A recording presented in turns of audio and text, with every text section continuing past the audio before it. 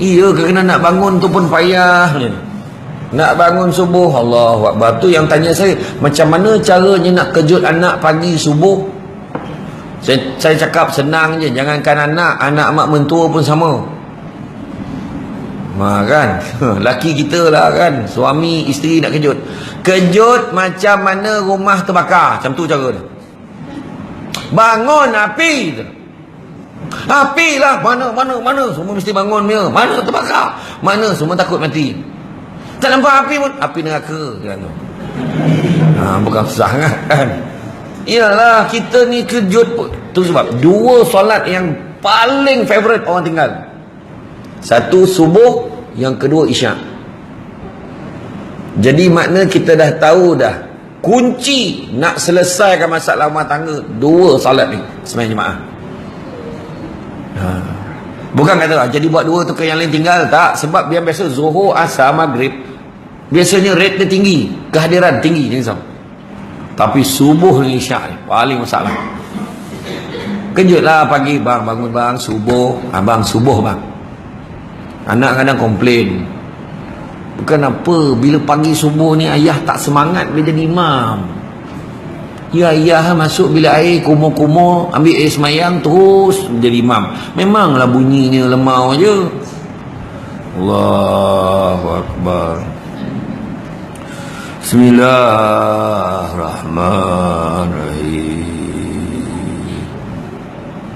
Alhamdulillah. Waladhdallin. Tiba dah waladhdallin je kan.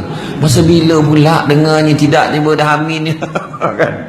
Jadi makna kata yang tu nak kena tengok. Masuk bila air mandi, segarkan badan, nak menghadap Allah ni. Ambil wuduk, solat sunat dulu 2 rakaat, lepas tu Allahu Akbar.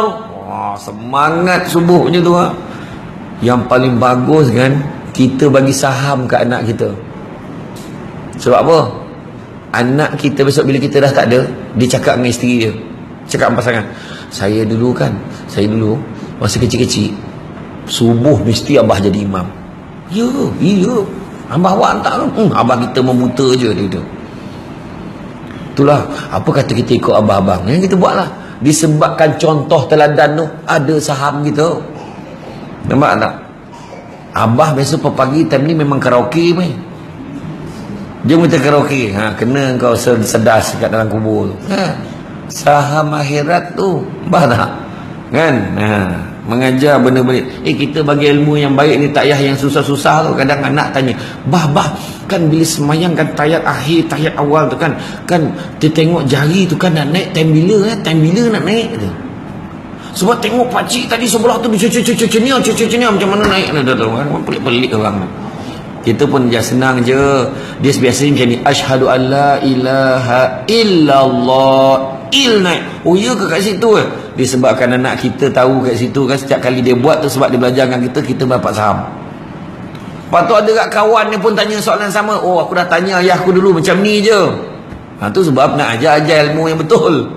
Jangan ajar benda yang tak betul. Kau nak kalau kau nak bagi orang tu suka kat kau, senang je. Kau baca ayat ni, kau tiup kat belakang rambut dia, insya-Allah suka dekat kau. Apa yang ada daun senda punca dengan secekul manis, anduk daun beri selang kau, senduk manis. Sampai tak salin kan. Itulah rugi. Ya kan. Itu kad tu yang bagi. Gambar yang ambil saja saya baca laju tadi tu, biar tak sempat ambil. Tapi saya dulu tak adalah pakai kaedah tu kan, tak ada. Contoh. Kan? Kemudian banyakkan menyimpan, kurangkan perbelanjaan. Tu azam yang paling baik. Sebab apa? Kita tahu hidup kita ni semakin lama semakin apa. Kita menyimpan duit bukan sebab nak jadi kaya, tak. Menyimpan duit untuk memastikan diri kita ni tidak berada dalam kesempitan. Kan? Sentiasa beringat, dan kita kalau nak menolong orang pun tidaklah sempit hidup kita ni nak tolong orang. Tu azam kita. Ya kan? Jadi contoh, nampak tabung, bagi duit. Nampak kita kan contoh macam ni, bukan senang dah.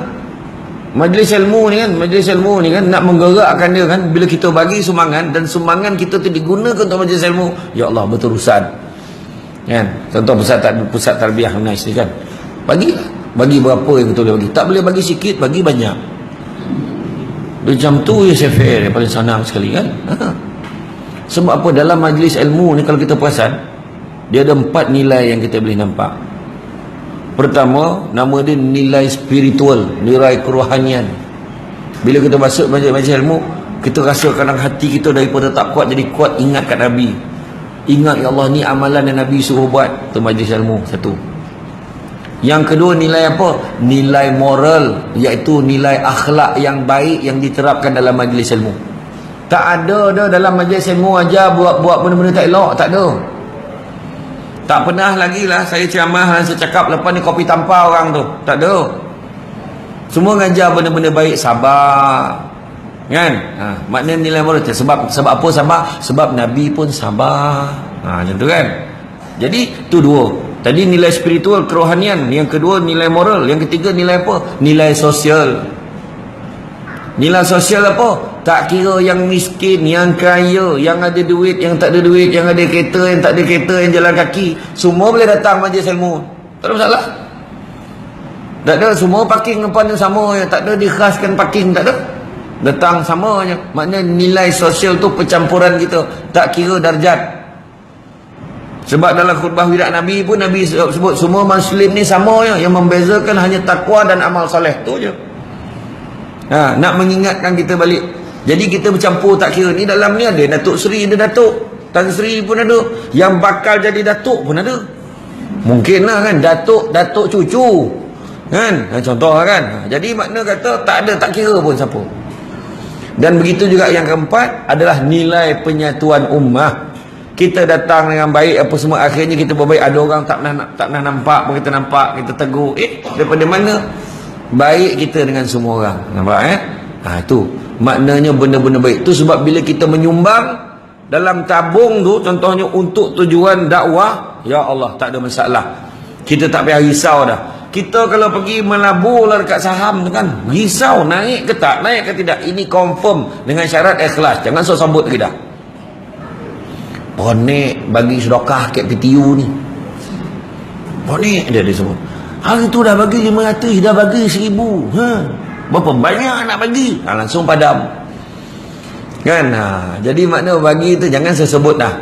Zrap selonggok tu cakap tak boleh bagi sikit, bagi banyak. Zrap 1000. Monong hari tu. Ustaz Anas 5-6 kali kira.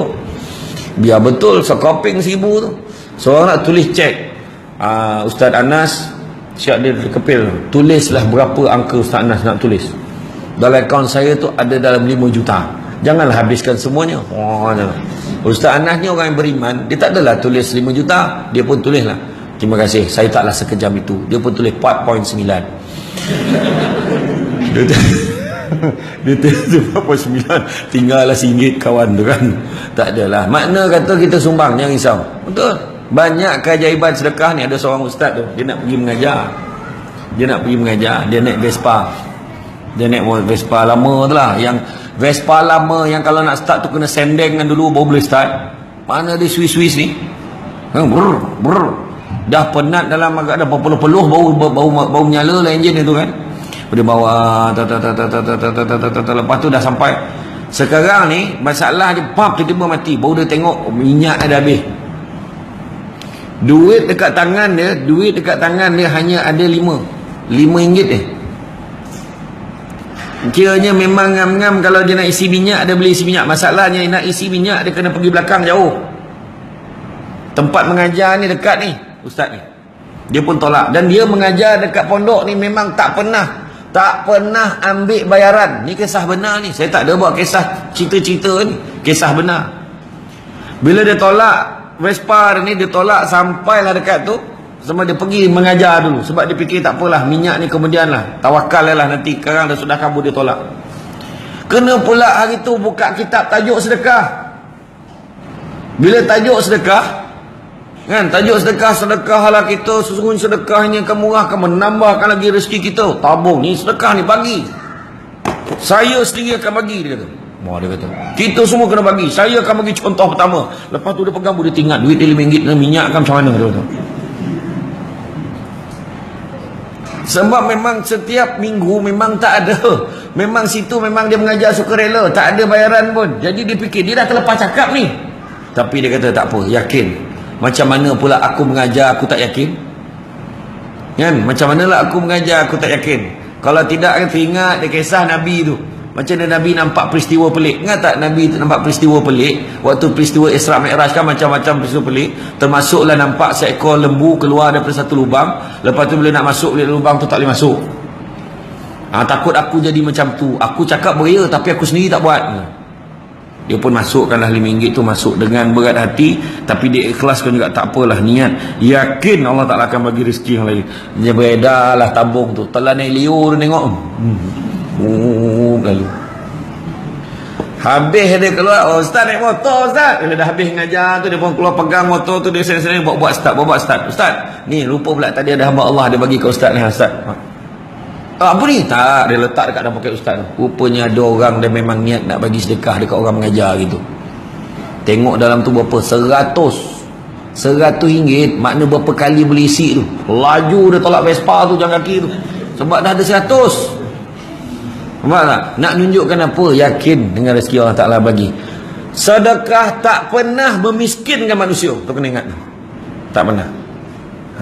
Kan? Malahan dia sentiasa rasa cukup dengan apa yang dia ada.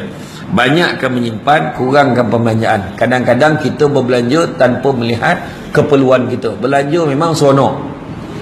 Berbelanjalah sekadar yang perlu, jangan mengikut hawa dan nafsu. Tu teks pidato saya lah dulu tu. Kan? Belanja ikut sekadaran yang kita perlu saja. Hari ni kadang-kadang dalam memenuhi nilai-nilai material yang anak-anak dan keluarga kita nak, kita terlupa mana satu keperluan, mana satu kehendak. Kan dalam WhatsApp baru ni ada yang hantar, nak jadikan rumah kita macam mana. Ada orang jadikan rumah dia panggung wayang.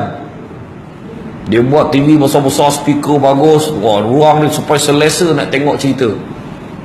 Tengok drama 7 Hari Mencintaimu dalam suasana wayang. Kan?